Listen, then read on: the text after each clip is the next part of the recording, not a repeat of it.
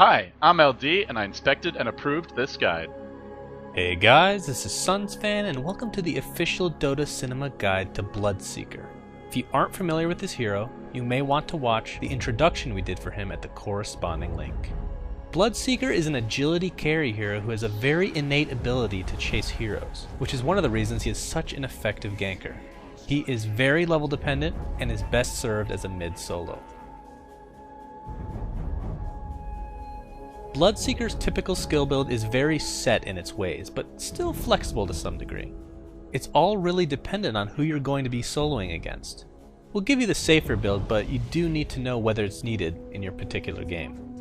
Start with a level of Bloodbath and proceed to max it by 7. Get 1 level of Blood Rage at 2, and then don't touch it until much later, since all you want to do is silence enemies.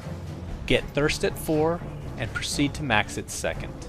Then of course get your ultimate Rupture whenever possible, meaning at the standard 6, 11, and 16. Now the one thing that is flexible are the levels of Bloodbath. If you aren't having any trouble in lane, you could opt for skilling Thirst a little faster, since it'll give you a devastating ganking presence during the mid game. For starters, get a set of Tangos. Then you'll probably want to get a Stout Shield, since harassing Bloodseeker is kind of the cool thing to do in lane. Now if you're positive you're going against a melee hero who you'll have trouble outlast hitting, then you could opt for a Quelling Blade instead, but Stout Shield is much safer. In addition to this, get the usual Iron Branches, which you'll turn into a wand at some point. For boots, you have a choice between Phase and Treads.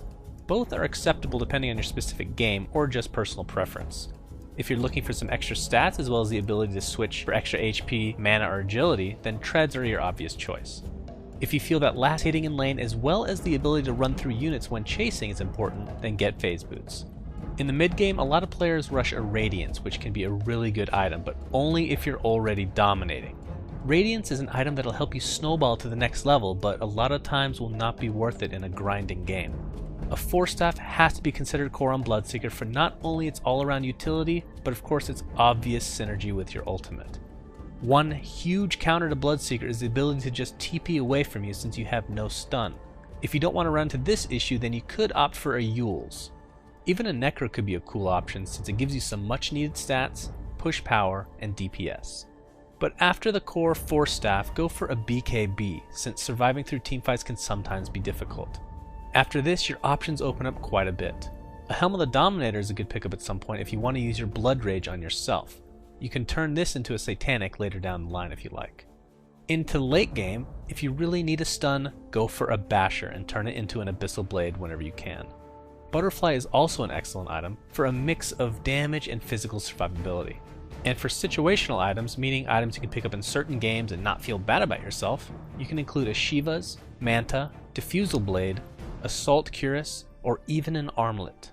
A Heaven's Halberd is also a great item in certain situations since you can help shut down the opposing carry while also giving yourself some tankiness. Lastly, a Dagon can be picked up if all you care about is burst damage and making your teammates rage. Usage-wise, Blood Rage is very interesting in that it's used very differently when comparing early and late game. Early to mid game, you'll want to use it as an enemy silence. Late game, it's for hard DPS. Put it on yourself or a hard-hitting ally that doesn't mind being silenced. Bloodbath, as we've talked about, is a great passive for staying alive in lane. You can even play mind games with enemies in a 1v1 fight. You may be low, but with a quick creep kill or deny, you'll gain some unexpected health, therefore putting them off guard. This skill is also helpful for ganks. If you get the killing blow on a hero, most of your health will be replenished, therefore giving you more opportunities to gank. And even if you don't get the killing blow, you'll still receive half the benefits as long as you're within range. Thirst is what makes you a great chaser. Even at level 1 it has max range, so take advantage of being able to see low enemies. But remember that invis units won't show up unless they are below half the regular threshold. But with this skill comes great responsibility. You need to always have your eye on the minimap. You'd be surprised how many heroes are low enough to trigger this move speed bonus and are still able to be destroyed. And of course, lastly, Rupture is the reason you get so many kills. The enemies will be forced to make a decision. Do I run and die or stay and die? That tends to work pretty well for you. For teamfights, your main concern is who to place Blood Rage and Rupture on. Rupturing a stationary target isn't exactly a great idea, but sometimes it needs to be done in order to keep him in place while the fight transitions just out of reach. And of course, Blood Rage on the wrong target can make all the difference. Silencing them is important, but giving them a ton of damage could end the fight prematurely. Heroes Bloodseeker should try and team up with include supports who can easily cancel teleports, including but not limited to Crystal Maiden, Shadow Demon, and Jakiro, just to name a few. Also, global or mobile gankers can be great with Bloodseeker. Examples of this include Beastmaster with his Hawk, Nature's Prophet with his ability to TP, and Zeus for being Mario's grandfather. Bloodseeker is countered pretty decently against heroes who don't need to run. Examples include Lifestealer with his Rage, and Ursa with, well, his ability to pound your face in if you get close. Also, as we've mentioned many a time, the biggest counter to Bloodseeker, especially in 1v1 situations, is the all-powerful TP scroll. Thanks for watching, and please remember to subscribe to our YouTube. Also, a big thanks to Flawless and LD for their help in writing this guide. You can check out their awesome channels in the video description. Also, be sure to visit our website at dotacinema.com and like us on Facebook at facebook.com/dotacinema.